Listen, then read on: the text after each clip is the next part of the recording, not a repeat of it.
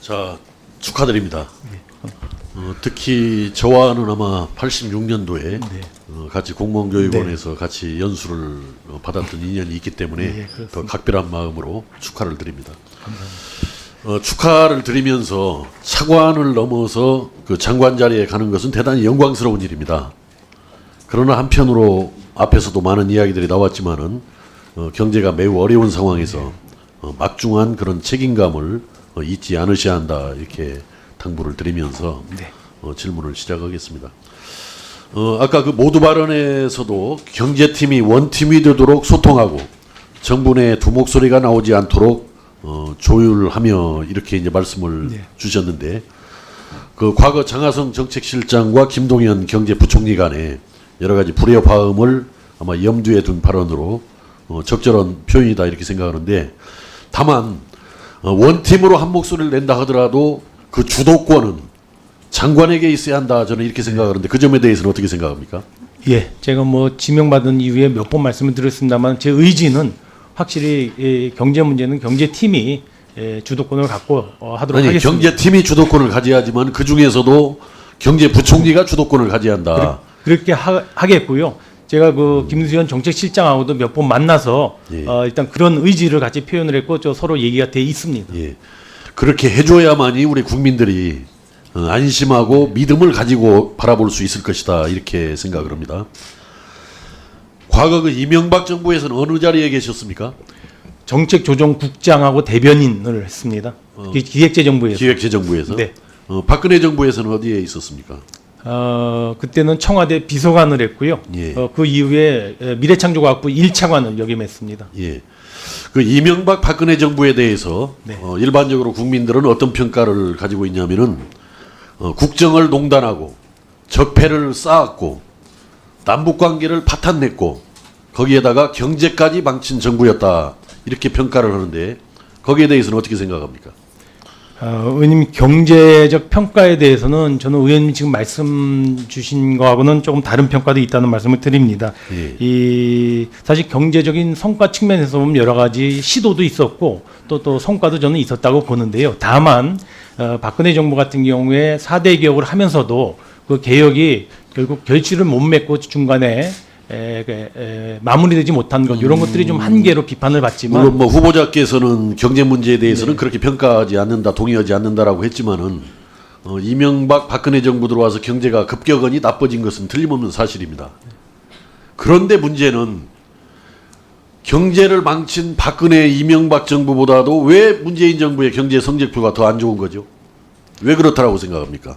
의원님, 제가 과거에 보니까 이 김대중 정부부터 노무현 정부, 이명박 정부, 박근혜 정부 오면서 평균적으로 5년간 평균 경제 성장률이 한 1%포인트 정도씩 떨어졌습니다. 전체적으로 우리 잠재 성장률이 조금 하향 조정되면서, 그것은 뭐 나중에 이제 토론할 기회가 있겠습니다만 잠재 성장률이 떨어진 것 자체도 경제 정책 저는 실패에서 비롯된 것이기 때문에 잠재 성장률이 떨어져서 경제가 성장률이 낮아진 것은 아무 문제가 없는 것처럼 이야기하는 것은 아주 이건 정말 무책임한 면피성 발언이 될 수밖에 없다, 이 점을 말씀을 드리면서, 어제 제가 오늘 청문회를 앞두고 제 연구 포럼에서 그 카이스트 최수찬 교수를 모시고 발제자로 모시고 토론회를 가졌습니다.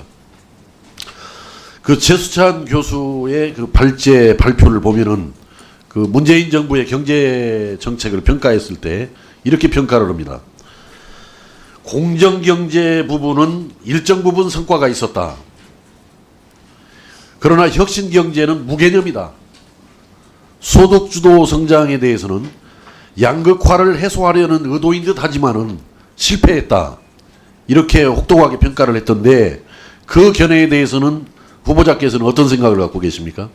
먼저 소득주도 성장과 관련된다면 의원님, 아까 몇 가지 정책에 대해서 시장의 기대에 좀 달리 갔던 측면이 있지만, 저희는 사회 안전망을 좀 두텁게 하려고 하는 노력이라든가 생계비를 절감해서, 아니, 제가 거기서 이제 이런 그 발제 내용이 나왔던 것은 양극화를 해소하기 위해서 소득주도 성장 정책을 도입했건만 오히려 지금 소득 격차는 더 벌어졌지 않습니까? 물론 내년에 뭐 개선될지는 모르겠어요, 아까 후보자께서 기대한 대로.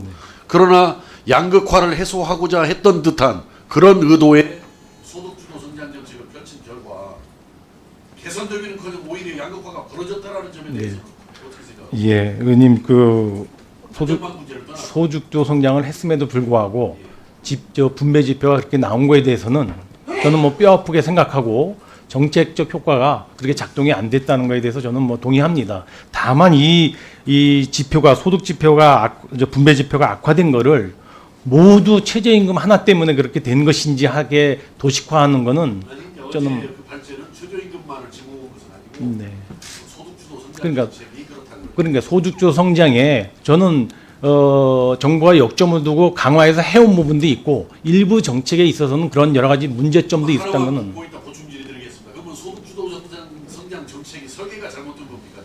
저는 그렇게 생각하지 않습니다. 그럼 뭐가 잘못된 겁니까? 아까 말씀드린 것처럼 지금 소득의 불평등이라든가 양극화라든가 계층 사다리가 서로 단절돼 있는 것 이런 거를 복원하겠다고 하는 것에 대해서 어느 누구도 이견을 달지 않지 않습니까? 이 부분에 대해서 정부 1년 반 동안 정부가 굉장히 노력을 해왔다. 저는 이건 공이라고 생각을 합니다. 다만 그 중에서 소득주도 성장의 일부를 차지하고 있는 최저임금과 52시간 근로제 부분에 있어서 좀 속도가 빨라서 시장이 흡수하기에는 좀 여력이 부담이 됐다는 측면에 대해서는 저는 같은 의견을 같이 하고요. 네, 다만 이 부분에 대해서는 좀 정리하시죠. 보완을 해나가겠다는 말씀을 드립니다.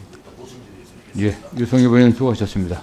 다음 존경하는 강병원 의원님 질의하시겠습니다.